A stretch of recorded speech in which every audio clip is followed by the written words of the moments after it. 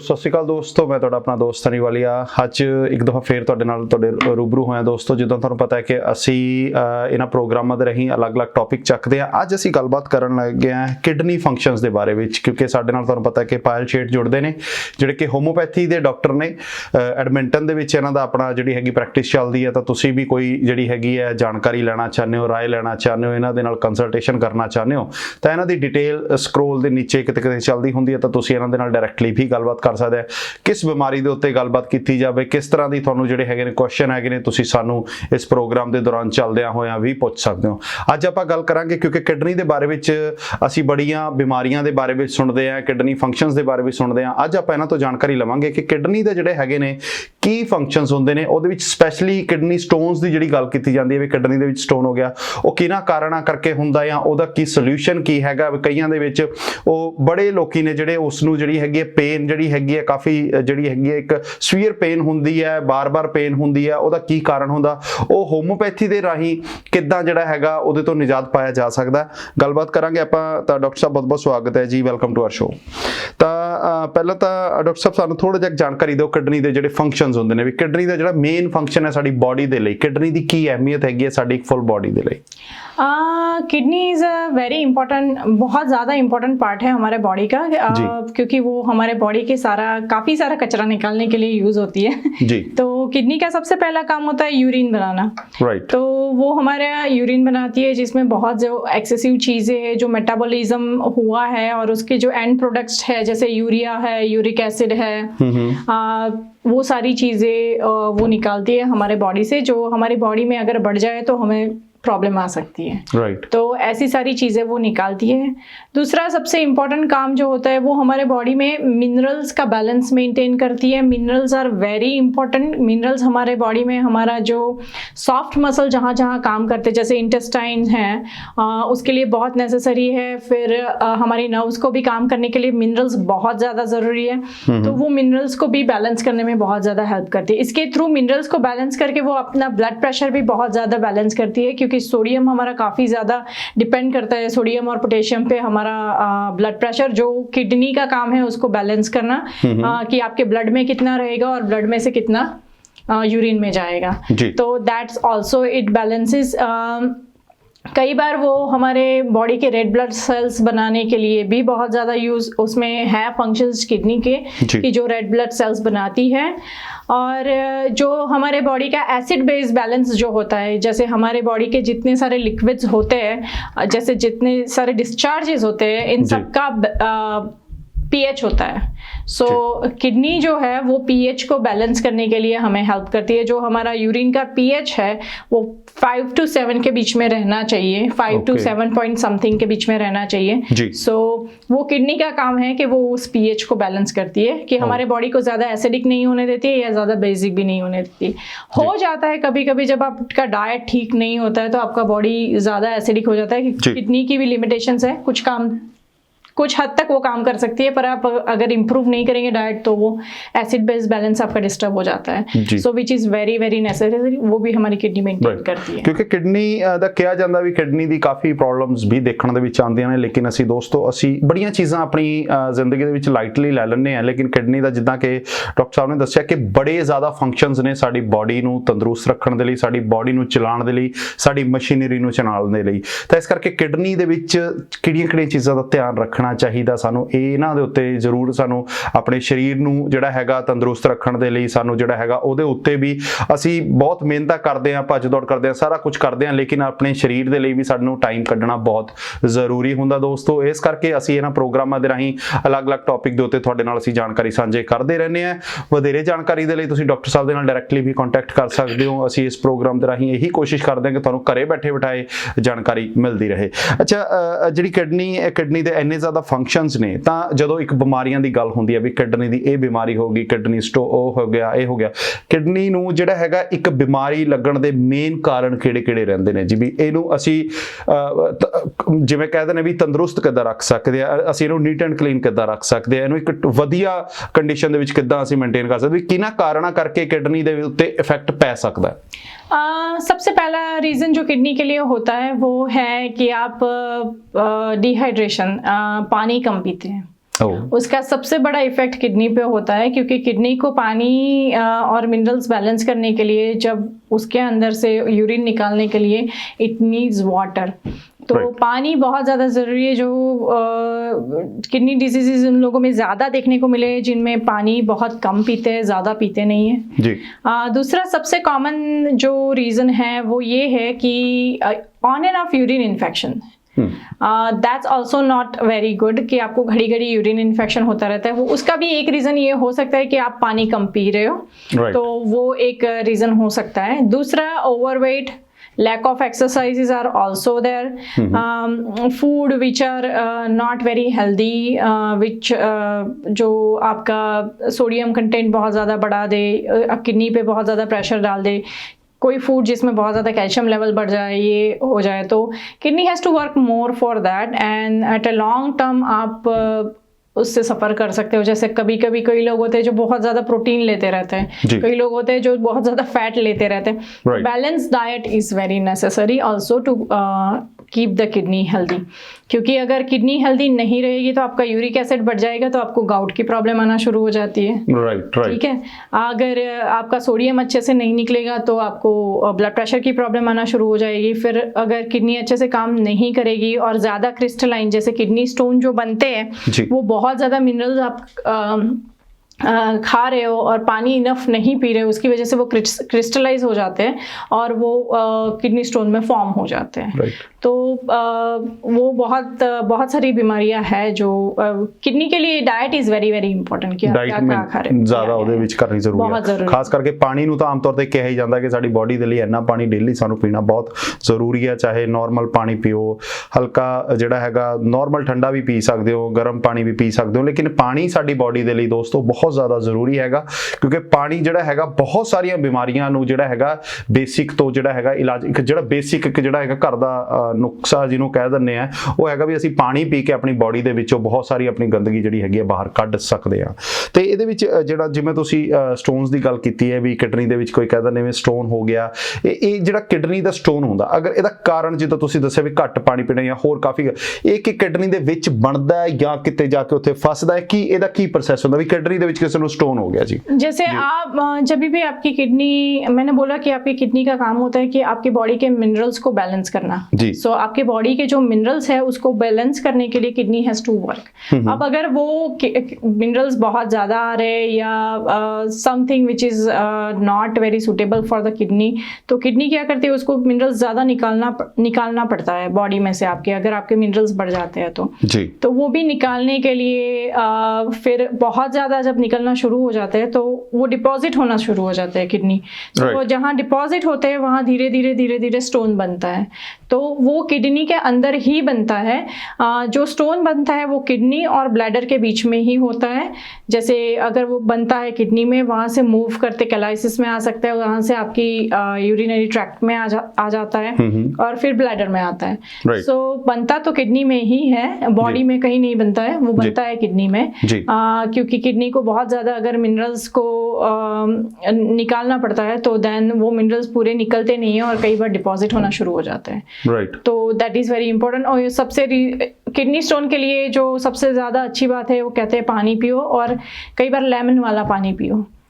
जिनको kidney stone की problem है उनको लेमन वाला पानी पीना चाहिए। दिन में एक बार 1 गिलास भर के लेमन वाला पानी पी ले, क्योंकि जो स्टोन बनते हैं वो ज़्यादातर कैल्शियम के होते हैं या फॉस्फेट्स के होते हैं। तो कैल्शियम के स्टोन ज्यादा देखने को मिलते हैं। कोई इन्वेस्टिगेट तो नहीं करवाता है अपने स्टोन पे, पर वो कैल्शियम के ज्यादा होते हैं। तो जो lemon is very good to remove the calcium from the system. या कहीं से भी आपको अगर कैल्शियम की, अगर आपके घर में भी कहीं पे कैल्शियम जम जाता है तो इफ यू पुट विनेगर और lemon on to it, clean up हो जाता है। तो दिस इज द वे। अगर आपको किडनी स्टोन की हिस्ट्री रहती है तो आपका नींबू वाला पानी आपको सुबह में रोज पीना चाहिए थोड़ा सा जी, फ्रेश लेमन जी। ਇਹਦੇ ਨਾਲ ਇੱਕ ਬੇਸਿਕ ਇਹ ਜਿਹੜੀਆਂ ਹੈਗੇ ਘਰ ਦੀ ਰੈਮਡੀਜ਼ ਨੇ, ਇਹਦੇ ਨਾਲ ਹੀ ਜੇਕਰ ਦੋਸਤੋ ਮੈਂ ਤੁਹਾਨੂੰ ਦੱਸ ਦੇਣਾ ਚਾਹਨਾ ਕਿ ਅਸੀਂ ਜਿਵੇਂ ਸਾਡੇ ਨਾਲ ਡਾਕਟਰ ਸਾਹਿਬ ਆਉਂਦੇ ਨੇ ਹੋਮੋਪੈਥੀ ਦੇ ਰਾਹੀਂ, ਕਿਸੇ ਵੀ ਸਲਾਹ ਦੇ ਲਈ ਅਸੀਂ ਤੁਹਾਨੂੰ ਇਹੀ ਕਵਾਂਗੇ ਕਿ ਕੋਈ ਵੀ ਜਿਹੜੀ ਸਲਾਹ ਦਿੱਤੀ ਜਾਂਦੀ ਹੈ ਤੁਸੀਂ ਇੱਕ ਦਫਾ ਜ਼ਰੂਰ ਇੱਕ ਡਾਕਟਰ ਦੇ ਨਾਲ ਕੰਸਲਟ ਜਿਹੜੀ ਜ਼ਰੂਰ ਕੀਤੀ ਜਾਣੀ ਚਾਹੀਦੀ ਹੈ। ਕਿਉਂਕਿ ਇੱਥੇ ਜਿਹੜੀ ਹੈਗੀ ਅਸੀਂ ਟਾਕ ਸ਼ੋਅ ਦੇ ਰਾਹੀਂ ਇੱਕ ਆਪਣਾ ਐਕਸਪੀਰੀਅੰਸ, ਡਾਕਟਰ ਸਾਹਿਬ ਦਾ ਆਪਣਾ ਐਕਸਪੀਰੀਅੰਸ ਤੁਹਾਡੇ ਨਾਲ ਸ਼ੇਅਰ ਕਰਦੇ ਹਾਂ, ਲੇਕਿਨ ਜਿਹੜੀ ਇੱਕ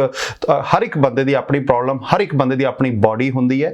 ਉਸ ਦੇ ਲਈ ਕਿ ਕੀ ਹੈ, ਅਸੀਂ ਘਰ ਦੀ ਰੈਮਡੀਜ਼ ਜ਼ਰੂਰ ਜ਼ਰੂਰ ਯੂਜ਼ ਕਰਦੇ ਆ, ਲੇਕਿਨ ਉਹਦੇ ਨਾਲ ਕੀ ਹੈ ਕਿ ਅਗਰ ਅਸੀਂ ਇੱਕ ਐਕਸਪਰਟ ਡਾਕਟਰ ਤੋਂ ਸਲਾਹ ਲਈ ਜਾਵੇ, ਮਿਲ ਕੇ ਇਹਨਾਂ ਦੇ ਨਾਲ ਕੰਸਲਟ ਕਰ ਲਿੱਤਾ ਜਾਵੇ ਜਾਂ ਕਿਸੇ ਵੀ ਡਾਕਟਰ ਦੇ ਨਾਲ, ਤਾਂ ਸਾਨੂੰ ਜਿਹੜਾ ਹੈਗਾ ਇੱਕ ਧਿਆਨ ਦੇ ਨਾਲ ਜਿਹੜੀ ਹੈਗੀ ਸਾਡੀ ਬਿਮਾਰੀ ਜਿਹੜੀ ਹੈਗੀ ਵਧੀਆ ਢੰਗ ਦੇ ਨਾਲ ਉਹ ਦੂਰ ਕੀਤੀ ਜਾ ਸਕਦੀ ਹੈ।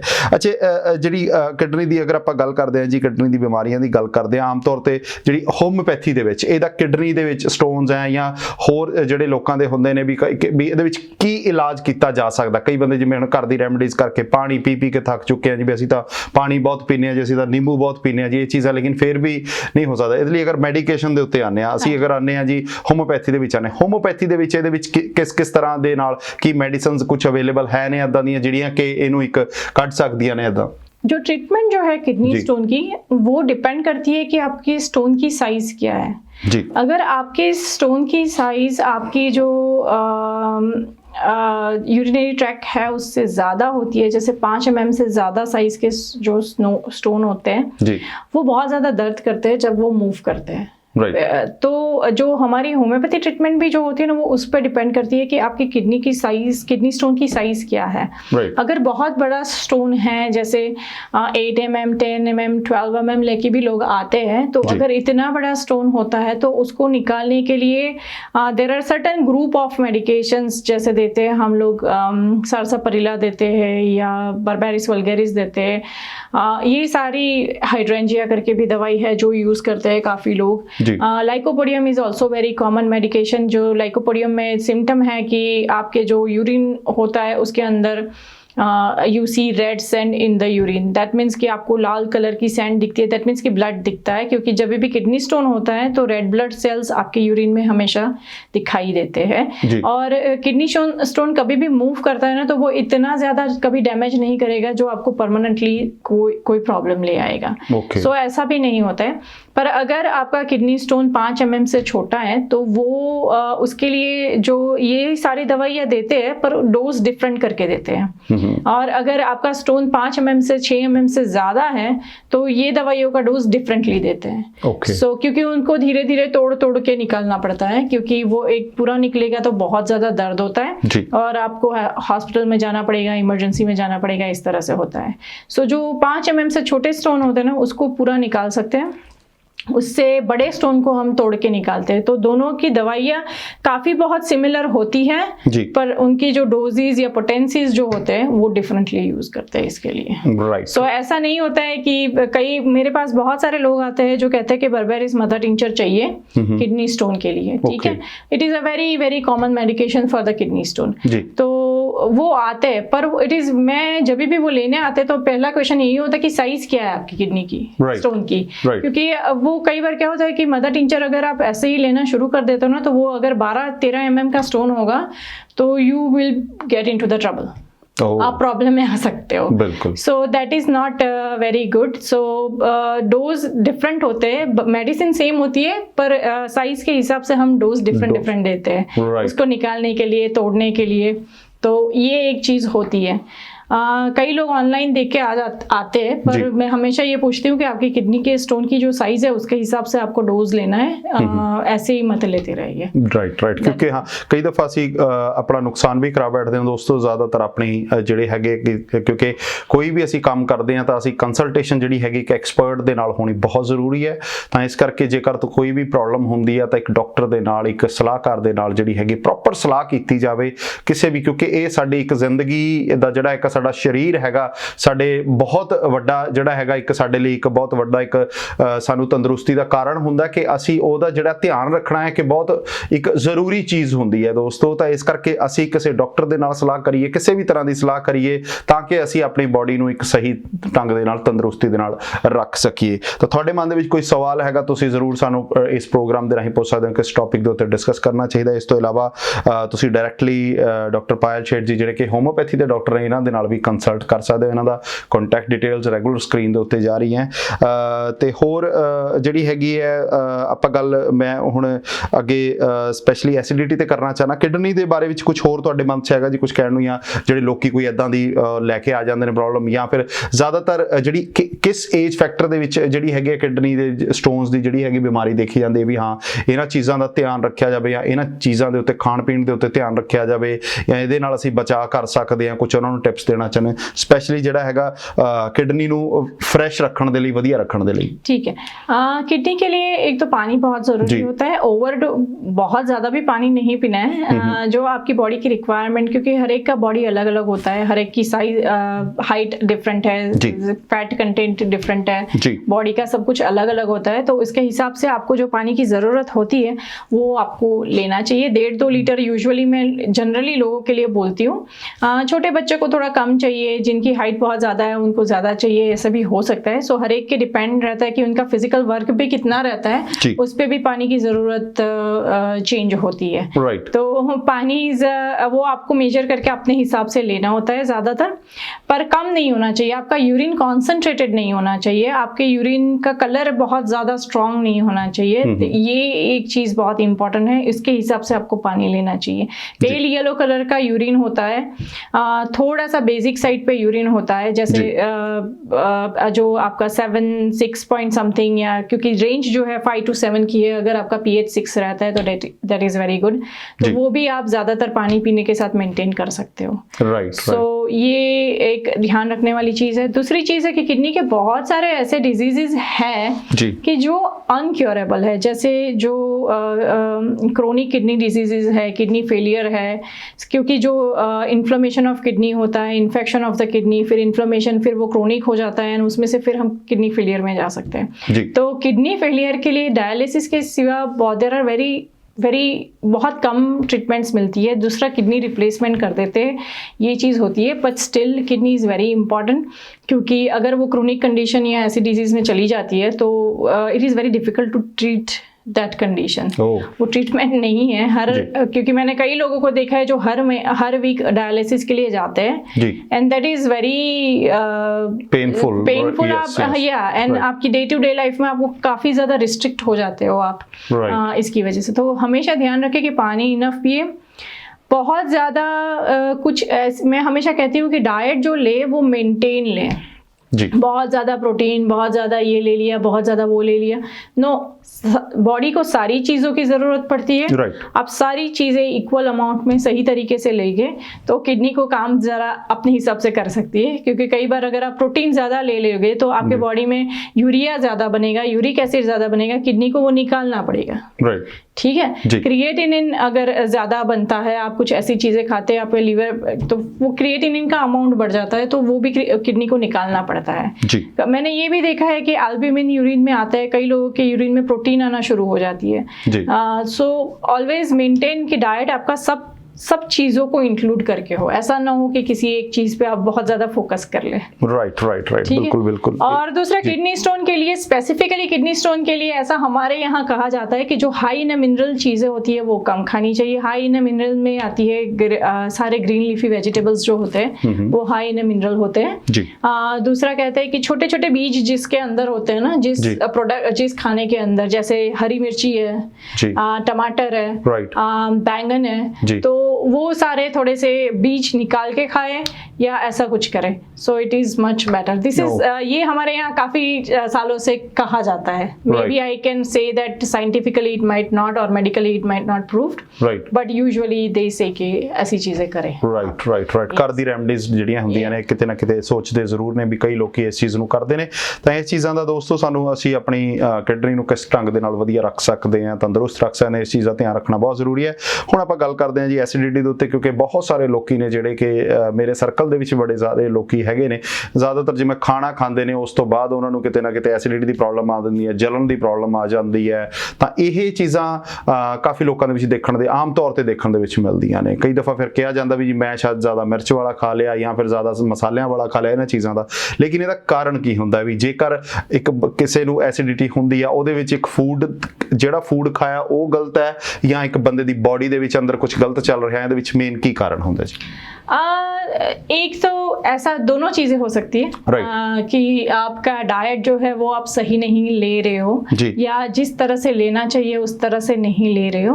और दूसरा जो एसिडिटी के लिए दूसरा वेरी कॉमन सिम्टम्स और रीजन जो मुझे देखने को मिलता है वो एच पाइलोरी का इन्फेक्शन होता है। So this are the bacterias, अगर उसका इन्फेक्शन आपको होता है तो आपको सीवियर एसिडिटी की और गैस्ट्रिक अल्सर्स की और ये सारी प्रॉब्लम आ सकती है। अब डाइट में है कि मैंने कई लोग पहले मैं बहुत तीखा खा लेता था, मुझे कोई दिक्कत नहीं आती थी, पर अब I am getting very much. तो ये बॉडी भी आपकी काम ही कर रही है, जब से आप जिंदा हो तब से इट्स वर्किंग। राइट। सो अगर आप उसको बहुत ज्यादा अब्यूज करोगे चीजें खा के, तो वो एक स्टेज पे आके गिव अप कर देगी, कि मेरे से अब नहीं बनता तो तुम सफर करो। ठीक है, तो ये होता है। तो आप अगर बहुत तीखी चीजें खा रहे हो या ऐसा खा रहे हो, तो उसके साथ बैलेंस करो कि कुछ ऐसी चीजें खाए जो स्टमक के लिए थोड़ी सी बेहतर भी हो, जैसे काम डाउन करे आपके। बहुत ज्यादा स्पाइसी खाने के बाद कुछ ऐसा खाना चाहिए जो उसको स्पाइसीनेस को मेंटेन कर ले आपकी। ठीक है, एक चीज वो होती है। दूसरा मैंने देखा है कि लोग काफी ज्यादा, ये लेडीज में मैंने बहुत ज्यादा प्रॉब्लम देखी है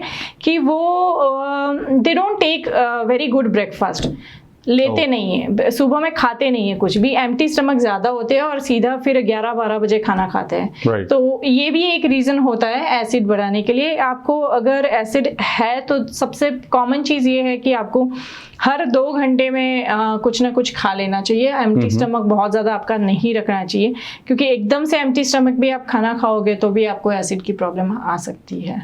ये होता है। दूसरा ये है कि सुबह सुबह कई लोगों को आदत होती है कि भूखे पेट वो चाय पीते हैं या कॉफी पीते हैं। तो ऐसा करने से पहले कुछ थोड़ा सा खा ले और उसके बाद चाय या कॉफी को पिए, क्योंकि आपका पेट खाली था, पूरी रात भर खाली रहा है, और उसमें आप जो पहली चीज डाल रहे हो वो एसिडिक डाल रहे हो। ठीक है, तो वो आपकी एसिडिटी को बढ़ा देती है। तो ये एक है। और मैंने एसिडिटी के लिए कई बार, मेरे पास बहुत सारे लोग आते हैं पर प्रॉब्लम सॉल्व नहीं होती है, मेडिसिन देते रहते हैं पर प्रॉब्लम सॉल्व नहीं होती है। तो उसमें कई बार बहुत जरूरी होता है कि आपका जो लाइफस्टाइल चेंज है ना वो करें आप। हम खाना बहुत जल्दी खा लेते हैं, अच्छे से चबा के धीरे धीरे भी आप खाना खाओगे ना तो भी आपकी एसिडिटी की जो प्रॉब्लम होती है ना वो काफ़ी हद तक कम हो जाती है। So that is very necessary. तो शांति से खाए, खाने में 20 मिनट्स to 30 मिनट्स लगाए हैं आपके खाने में, तो भी एसिड की प्रॉब्लम कम आना शुरू हो जाती है। क्योंकि मुझे कई पेशेंट के साथ ऐसा होता है कि वो ले रहे हैं कोई और चीज़ की दवाइयाँ, पर वो कंप्लेन करते हैं कि मुझे ये भी प्रॉब्लम है। अगर मुझे मिक्स नहीं करनी है दोनों की दवाइयाँ, तो मैं उनको ऐसा बोलती हूँ कि आप अपना डाइट चेंज करके या अपनी जो हैबिट्स है उसको चेंज करके देखिए। जैसे एम्प्टी स्टमक चाय मत पिए, चाय के साथ हमेशा कुछ थोड़ा सा खा ले, आपका पेट काफी 3-4 घंटे तक भूखा ना रखे, तो कुछ भी बीच बीच में लेते रहे और अच्छे से शांति से चबा के खाए। तो आई हैड सीन कि उनको ये सिम्टम्स में काफी इंप्रूवमेंट आना शुरू हो जाती है। और हमेशा कुछ चीज़ अगर नेचुरल या ऐसी लाइफस्टाइल चेंज की आप शुरू करते हो ना, तो उसको अगर 3 महीना करोगे ना तभी फर्क समझ आएगा। इससे पहले आपको फर्क समझ नहीं है। हाँ, मैं नहीं सोचा भी ਅਸੀਂ ਕੱਲ ਤਾਂ ਜੀ मैं शुरू ਕੀਤਾ ਤੇ ਮੈਨੂੰ ਠੀਕ नहीं फील होया था, ਉਹਦੇ ਵਿੱਚ टाइम जरूर लगेगा। हाँ जी। अब बात करते हैं एच पाइलोरी की। जी। सो एच पाइलोरी एक बैक्टीरिया है जो मीट में होता है, फिर जो हमारे वेजिटेबल्स होते हैं उनकी रूट्स में भी रहता है, जमीन के अंदर जो रूट्स होते हैं उसके अंदर भी वो रहता है। सो अगर आपने अच्छे से क्लीन नहीं किया है, आपके वेजिटेबल्स को अच्छे से क्लीन नहीं किया है, या मीट को भी अच्छे से आपने अच्छा सा मीट क्लीन नहीं किया या पकाया नहीं है, if it's not cooked, meat भी अच्छे से कुक नहीं हुआ है, ऐसा मीट अगर आप खाते हो तो उससे वो ट्रांसफर होता है। दूसरा, अगर आपने जो वेजिटेबल्स है उसको अच्छे से क्लीन थरली नहीं किया है तो उसकी वजह से भी ये हो सकता है। उसकी ट्रीटमेंट है और इसकी सिम्टम्स एसिडिटी बहुत ज़्यादा होती है इसमें। एच पाइलोरी के इन्फेक्शन में you get too much of acid and very severe symptoms आपको देखने को मिलते हैं उसके अंदर। तो और इसकी ट्रीटमेंट है वैसे होम्योपैथी में भी होती है और एलोपैथी में भी वो लोग एंटीबायोटिक्स, हैवी एंटीबायोटिक्स के आपको डोज देते हैं 15-20 दिन के लिए, and then you are fine with that. Right. ਇਹਦੇ ਵਿੱਚ ਥੋੜੇ ਜਿਹੇ ਸਿੰਪਟਮਸ ਦੇ ਬਾਰੇ ਵਿੱਚ ਦੱਸੋਗੇ ਕਿ ਬੇਸਿਕ ਸਿੰਪਟਮ ਅਸੀਂ ਆਪ ਦੇਖਦੇ ਹਾਂ ਘਰ ਦੇ ਵਿੱਚ, ਅਸੀਂ ਬੈਠੇ ਹੁੰਨੇ ਆ ਤਾਂ ਕਈ ਬੰਦਾ ਨੈਚੁਰਲ ਉਹਦੇ ਵਿੱਚ ਹੁੰਦਾ ਵੀ ਇਹਦੇ ਵਿੱਚ ਸਿੰਪਟਮਸ ਕਿੱਥੋਂ ਸਟਾਰਟ ਹੁੰਦੇ ਨੇ ਵੀ ਹਾਂ ਉਹਨੂੰ ਐਸਿਡਿਟੀ ਦੀ ਪ੍ਰੋਬਲਮ ਹੈ, ਉਹਨੂੰ ਰੈਗੂਲਰ ਹੁੰਦੀ ਹੈ ਜਾਂ ਕਦੀ-ਕਦੀ ਸਮਟਾਈਮਸ ਹੁੰਦੀ ਹੈ, ਜਾਂ ਇਹਦੇ ਸਿੰਪਟਮਸ ਕਿੱਦਾਂ ਦੇਖੇ ਜਾ ਸਕਦੇ ਨੇ? सिम्टम्स सबसे पहले मैं हमेशा एक बात कहती हूँ कि पेट की प्रॉब्लम जैसे फ्लैचुलेंस है या ब्लोटिंग है या एसिड की प्रॉब्लम है ना, वो आती है secondary sometimes to the constipation. जी। सो अगर आपको लॉन्ग टर्म कॉन्स्टिपेशन रहता है तो ये सारे प्रॉब्लम आपको देखने को उसके साथ आते हैं, मिलते हैं। ठीक है।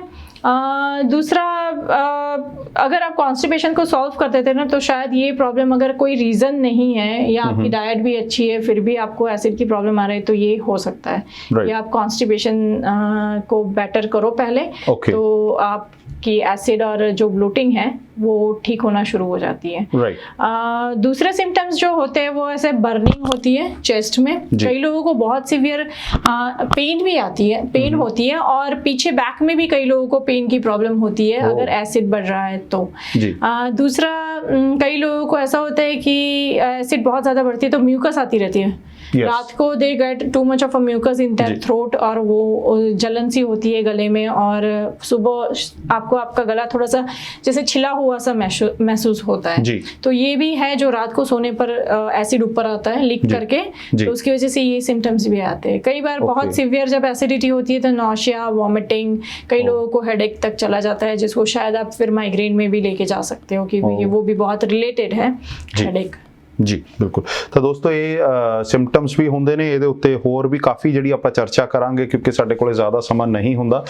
ਇਹਦੇ ਵਿੱਚ ਤੁਸੀਂ ਹੋਰ ਤੁਹਾਡੇ ਮਨ ਦੇ ਵਿੱਚ ਕੋਈ ਸਵਾਲ ਹੈਗਾ, ਸਾਡੇ ਸਕਰੀਨ ਦੇ ਉੱਤੇ ਨੰਬਰ ਚੱਲ ਰਿਹਾ, ਤੁਸੀਂ ਡਾਕਟਰ ਸਾਹਿਬ ਦੇ ਨਾਲ ਕੰਸਲਟ ਕਰ ਸਕਦੇ ਹੋ। ਅਸੀਂ ਵਾਰ-ਵਾਰ ਇਹੀ ਕਹਿੰਦੇ ਆ ਕਿ ਕੋਈ ਵੀ ਜਿਹੜੀ ਮੈਡੀਸਨ ਲੈਂਦੇ ਹੋ ਜਾਂ ਕੁਝ ਵੀ ਜਿਹੜੀ ਤੁਸੀਂ ਕਰਦੇ ਹੋ, ਇੱਕ ਡਾਕਟਰੀ ਸਲਾਹ ਦੇ ਰਾਹੀਂ ਜਿਹੜੀ ਹੈਗੀ ਆ ਤੁਸੀਂ ਜ਼ਰੂਰ ਕਰਿਆ ਕਰੋ। ਇਹਨਾਂ ਨੂੰ ਮਿਲ ਕੇ, ਇਹਨਾਂ ਦੇ ਨਾਲ ਡਿਟੇਲ ਦੇ ਨਾਲ ਜਾਣਕਾਰੀ ਲੈ ਕੇ ਆਪਣੀ ਜਿਹੜੀ ਸਲਾਹ ਕਰਕੇ ਹੀ ਜਿਹੜੀ ਹੈਗੀ ਕੋਈ ਮੈਡੀਸਨ ਲੈਣੀ ਸਾਨੂੰ ਜ਼ਰੂਰੀ ਹੈ।